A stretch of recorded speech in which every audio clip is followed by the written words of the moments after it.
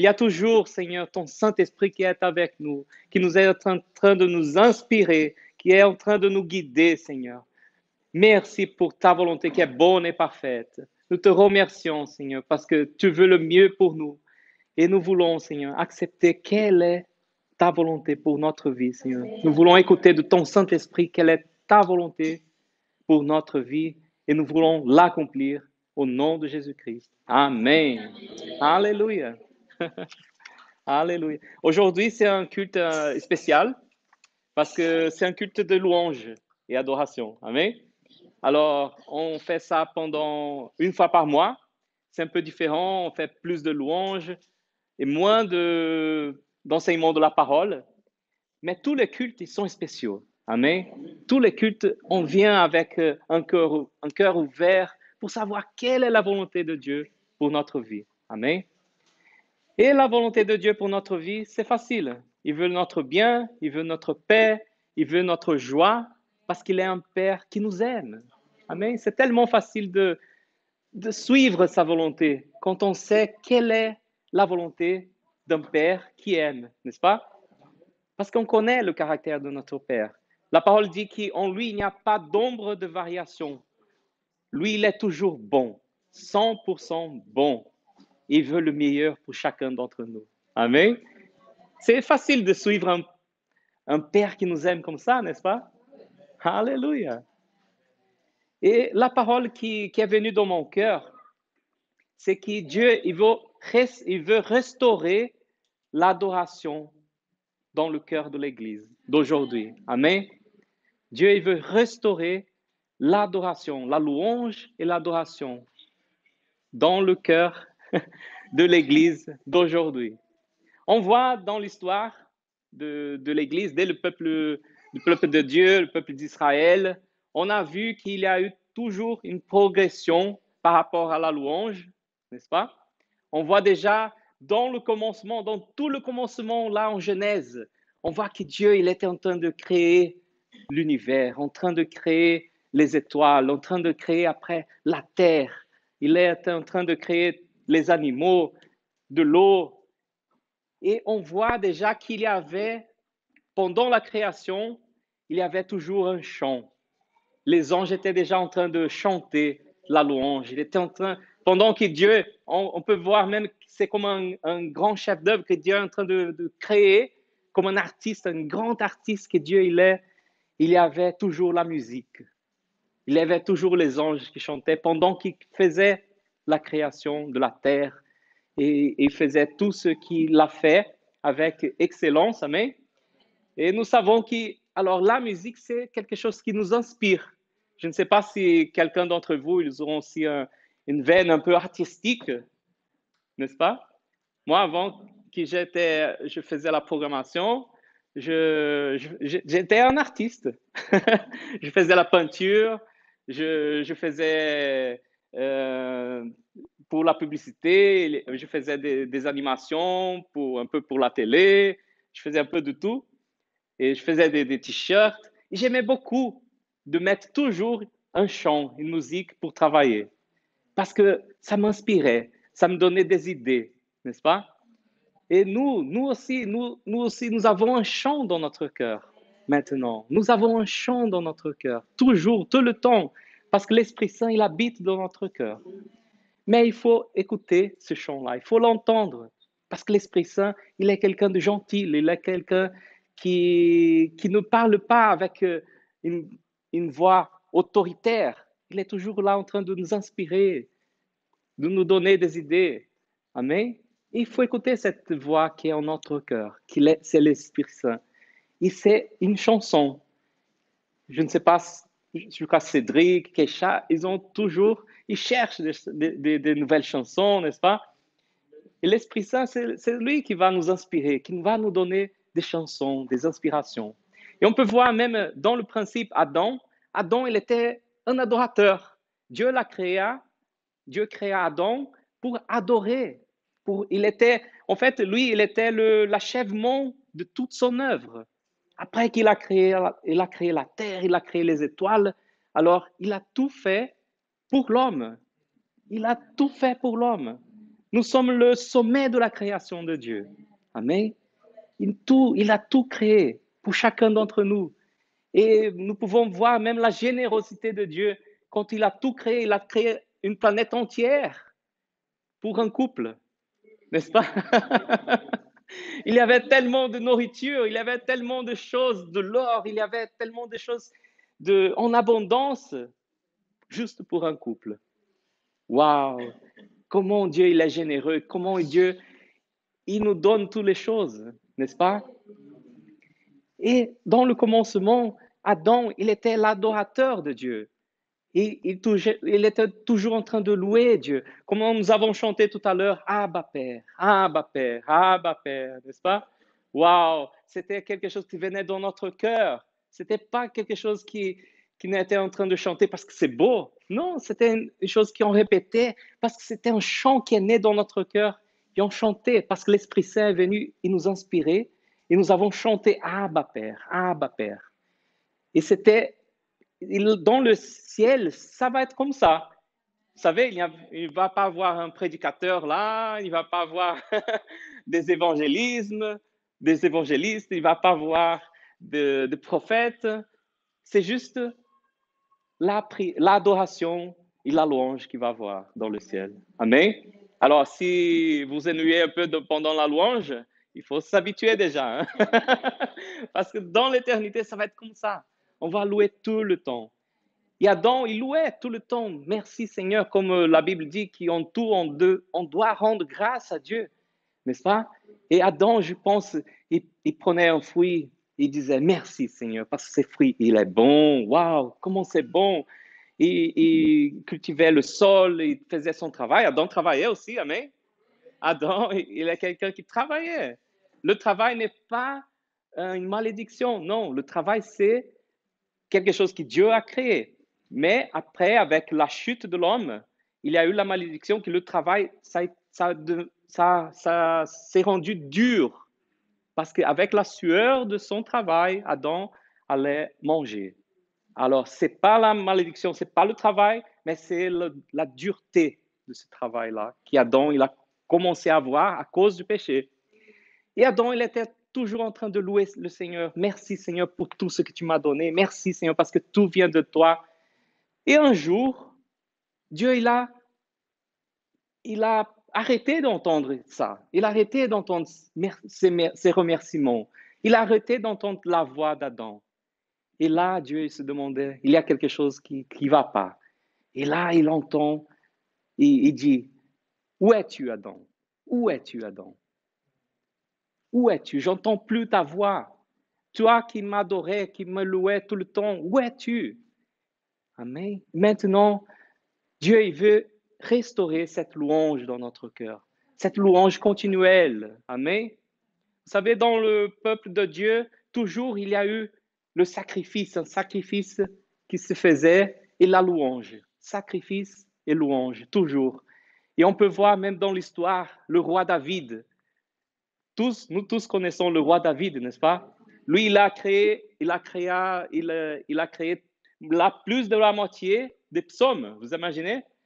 C'était quelqu'un qui composait beaucoup de chansons.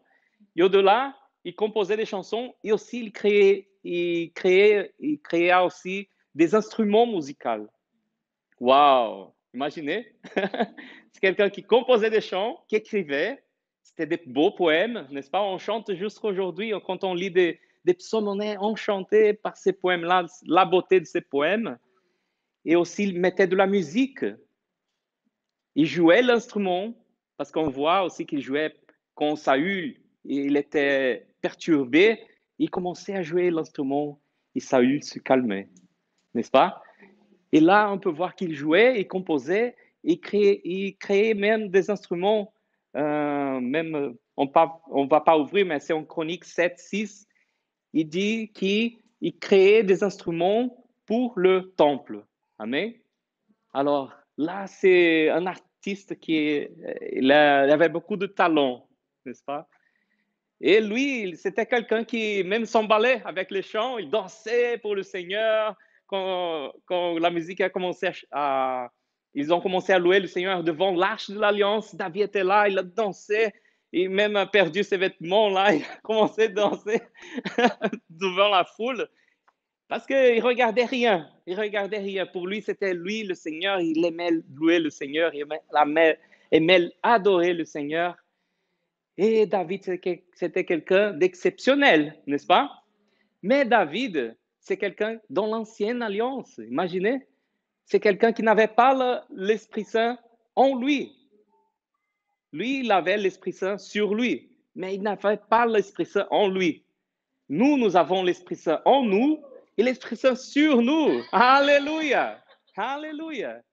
Et la parole dit que Dieu cherche les vrais adorateurs, qui l'adorent en esprit et en vérité. Amen. Parce que quand Adam, il a perdu la liaison avec Dieu, quand Adam, il a péché, il a eu quelque chose qui est brisé, et la louange s'est arrêtée aussi. Alors Dieu entendait plus sur la terre de la louange et de l'adoration. Un vrai adorateur, en esprit et en vérité. Et Jésus-Christ, il a dit que l'heure, elle vient, et elle est déjà là. Amen.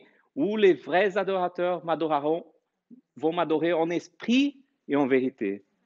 Quand il a dit l'heure, elle vient, il disait par rapport à l'Église, parce qu'il voyait déjà l'Église qui était en train d'adorer.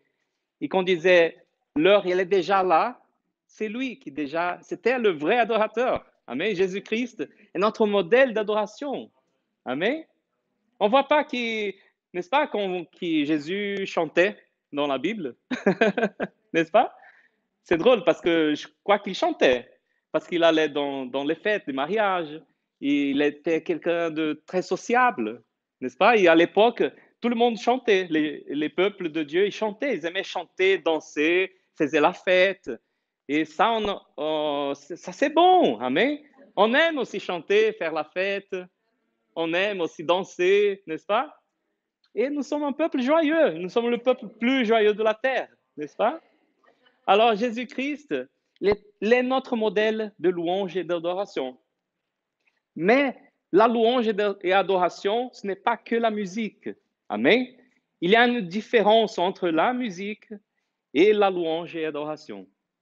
Le ministère de musique et le ministère de louange et adoration. Parce que, en fait, nous tous, même si on n'a pas le don de la musique, nous avons le ministère de la louange et adoration. Amen. Chacun d'entre vous, vous êtes un ministre de louange. Amen. Un ministre de louange. Même si vous chantez faux, il n'y a pas de souci. Dieu ne se préoccupe pas avec la bonne tonalité, n'est-ce pas, ou les bons accords. Non, Dieu il cherche le cœur des gens. Amen. Dieu il cherche ton cœur. Et toi, tu es un ministre de louange et d'adoration. Alléluia.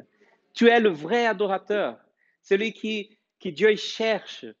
Où est mon adorateur? Il passe les yeux sur la terre. Il veut entendre, où est mon adorateur? Où est mon adorateur? Et Dieu, il veut restaurer l'adoration, la louange dans le cœur de chacun d'entre nous. Amen.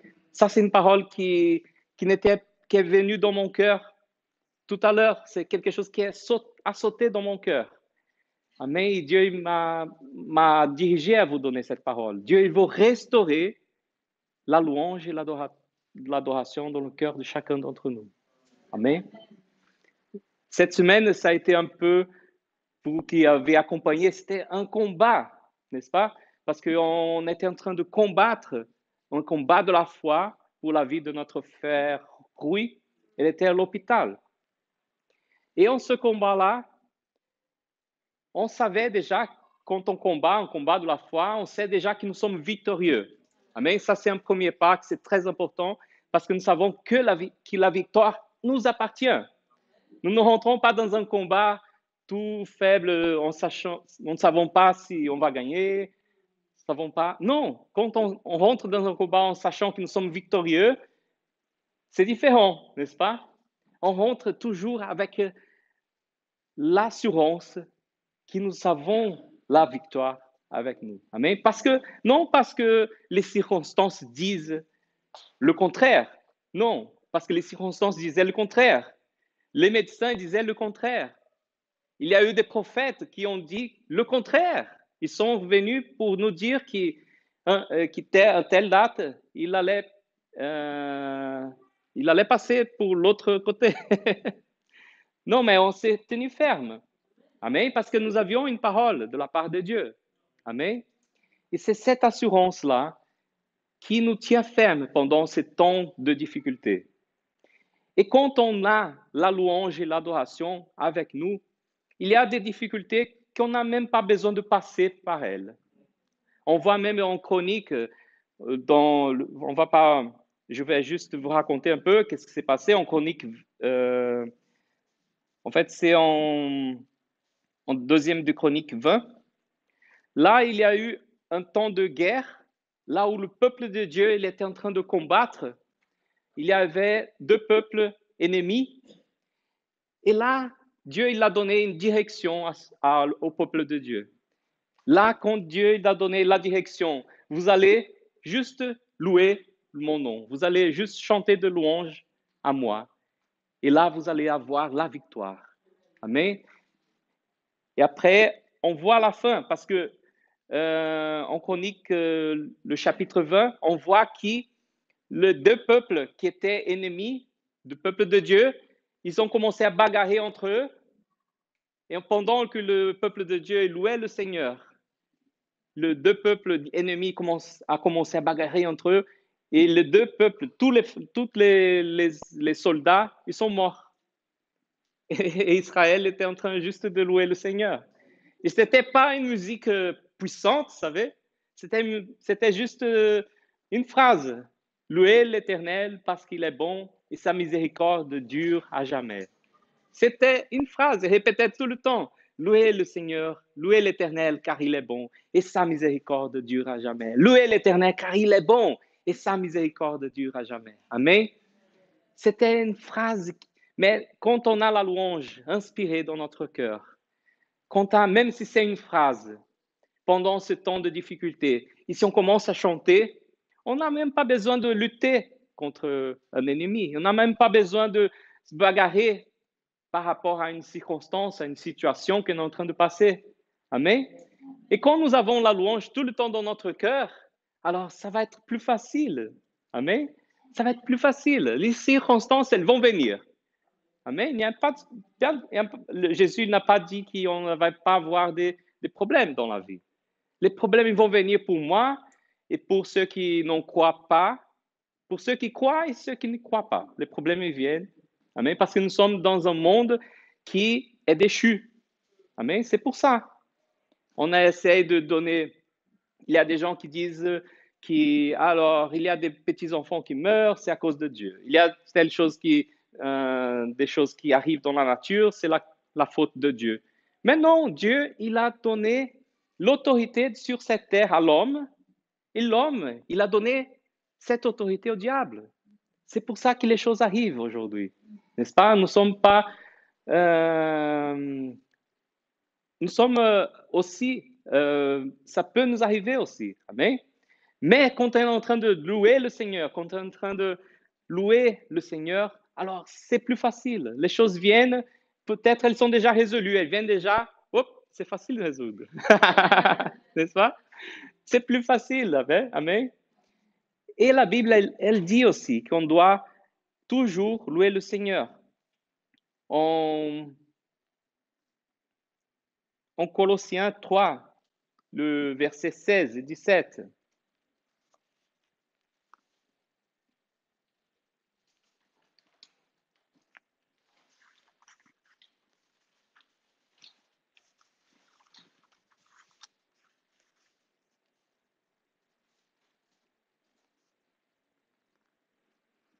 Alors, que la parole de Christ habite en vous dans toute sa richesse. Instruisez-vous et avertissez-vous les uns les autres en toute sagesse par des psaumes, par des hymnes, par des cantiques spirituels. Chantez pour le Seigneur de tout votre cœur sous l'inspiration de la grâce. Amen. Alors, il y a toujours des cantiques, des hymnes, des cantiques spirituels. On doit toujours les avoir dans notre bouche, dans notre cœur. Amen. Fernando, il a enseigné par rapport au combat la semaine dernière, n'est-ce pas? Et ça fait partie aussi de notre combat. Il y a notre partie aussi à faire. Amen. Même si nous avons la victoire, il y a quelque chose qu'on doit faire. On doit toujours rendre grâce au Seigneur. On doit toujours avoir un cantique, une inspiration dans notre cœur. Et comme ça, quand il y a le combat, quand il y a un problème qui arrive, nous avons déjà la joie d'abord en nous, n'est-ce pas? Parce que quand on est en train de rendre grâce au Seigneur, nous ne sommes pas tristes, n'est-ce pas? C'est impossible.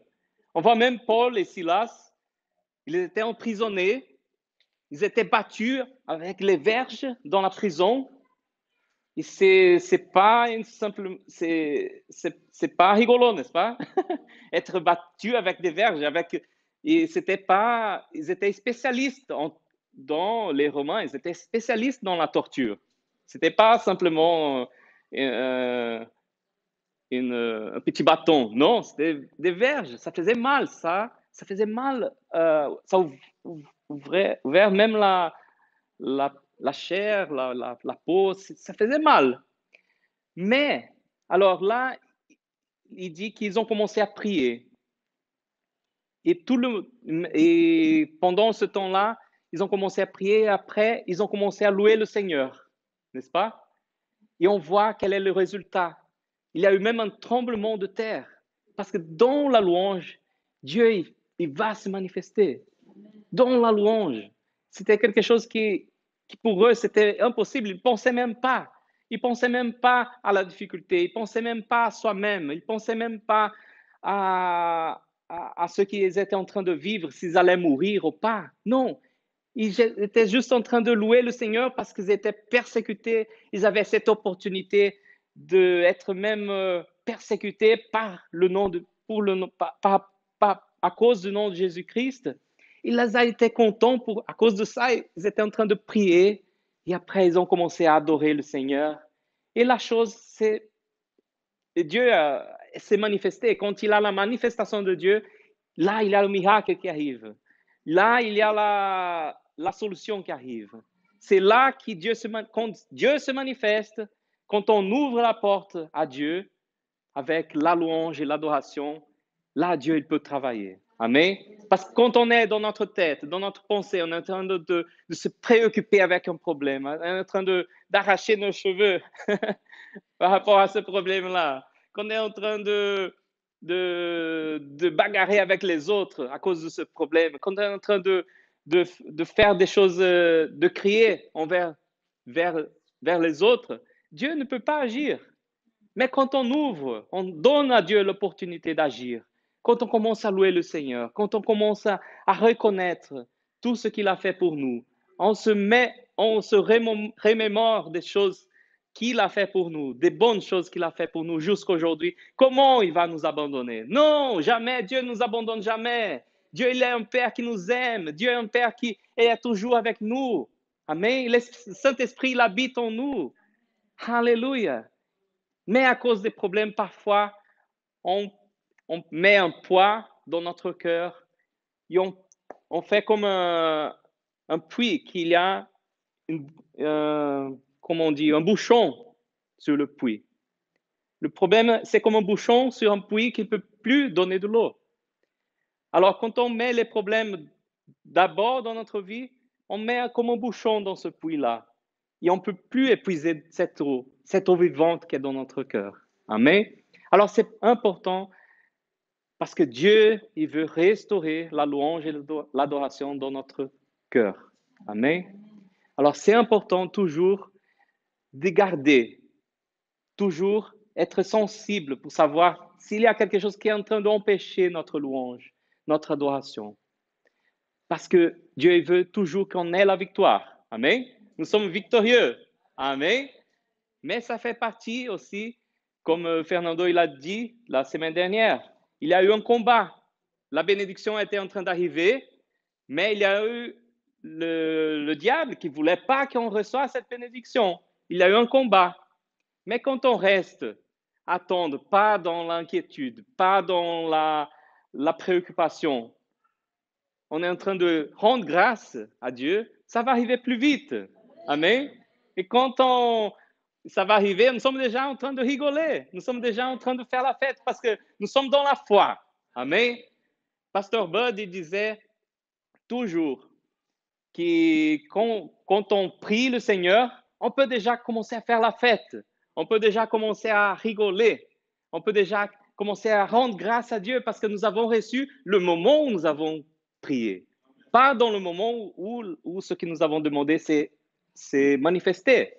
Non. La foi, elle se manifeste toujours quand on déclare la parole. Amen. C'est pas quand on reçoit, mais c'est quand on déclare la parole. Qu'est-ce que c'est la foi? La foi, c'est la ferme assurance de ce qu'on ne voit pas encore, n'est-ce pas? C'est une ferme assurance. Quand on prie, on reçoit et on rend grâce au Seigneur. Alléluia, alléluia.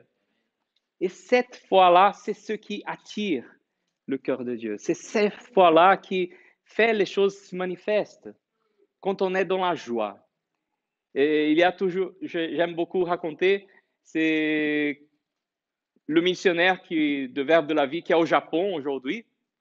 Il s'appelle Jussier. C'est quelqu'un d'extravagant, c'est quelqu'un qui crie, c'est quelqu'un qui fait la fête. C'est totalement le contraire d'un Japonais.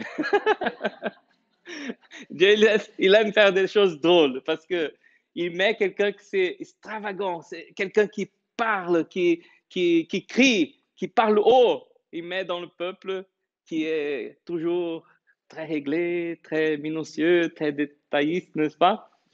Mais Dieu il fait des choses folles pour confondre les choses sages de ce monde. Amen. Et ce monsieur-là, c'est Jussier, qui est un missionnaire. Il a reçu son visa pour le Japon. C'était quelque chose impossible pour lui. C'était quelque chose parce qu'il habitait au nord-est du Brésil, c'est une région pauvre, il n'y a rien là-bas, mais Dieu, il a fait des merveilles dans sa vie et il a eu le visa pour le Japon. Alors, en ce moment-là, ça a pris 3 ans pour avoir un visa. Imaginez. Alors, en ce moment-là, il a commencé à crier, à dire merci Seigneur. Il a commencé à courir dans tout le tour d'une grande maison, que c'est le ministère là. Il disait merci Seigneur, merci. Et tout le monde, même les voisins, entendaient ces cris. Et il demandait qu'est-ce que c'est ça? Et Pasteur Bud, il a arrêté, il a dit non, tu devais faire ça avant que tu reçoives le visa. C'est pas maintenant. C'est quand tu demandes le visa, tu commences à déjà remercier le Seigneur. Tu cries de joie. Amen. Alors ça, c'est la foi. Parce que quand on a quelque chose qui s'est réalisé dans notre vie, c'est plus la foi. C'est réalisé, n'est-ce pas? Mais quand on n'a pas encore, on est dans la foi. On est dans l'espérance. Et on garde toujours le cœur rempli de reconnaissance au Seigneur. Amen. Alléluia. Bon, je voudrais appeler le groupe de louanges. On va pratiquer un peu la louange et l'adoration. Amen. Et la parole, elle dit, quelle est notre attitude dans la nouvelle alliance? Nous avons déjà ce canal ouvert avec Dieu, n'est-ce pas? Dieu est notre Père, nous pouvons le louer. Nous avons la liberté de louer le Seigneur. Amen. D'abord, il est notre Père. Et après, la Bible dit qu'on peut lever les mains saintes. Amen. Vers lui. On lève les mains saintes. Qu'est-ce que c'est cette attitude de lever les mains saintes? Lever les mains saintes, c'est dans des religions, ils se lavent toujours la main avant de prier, ils se lavent les pieds. Ça, c'est dans les religions. Mais nous, qui sommes dans la nouvelle alliance, nous avons un cœur qui a été déjà lavé par le sang de Jésus-Christ. Amen. Et pour ça, nous pouvons lever nos mains saintes. Amen. Parce que quand Dieu cherche un adorateur qui l'adore en esprit et en vérité, ça veut dire qu'on est en train d'adorer avec notre esprit. Amen. Notre cœur. Et en vérité, ça veut dire que nos attitudes, elles sont aussi en accord avec la parole. Amen. C'est pour ça que c'est la vie de louange et d'adoration que Dieu cherche. Ce n'est pas simplement un moment pendant le dimanche, comme on va faire maintenant. Là, c'est la louange, oui. Mais Dieu, il veut que la louange, elle soit toujours dans notre cœur. Qu'on puisse louer le Seigneur avec notre cœur, avec nos paroles, avec nos attitudes aussi. Amen. Alléluia.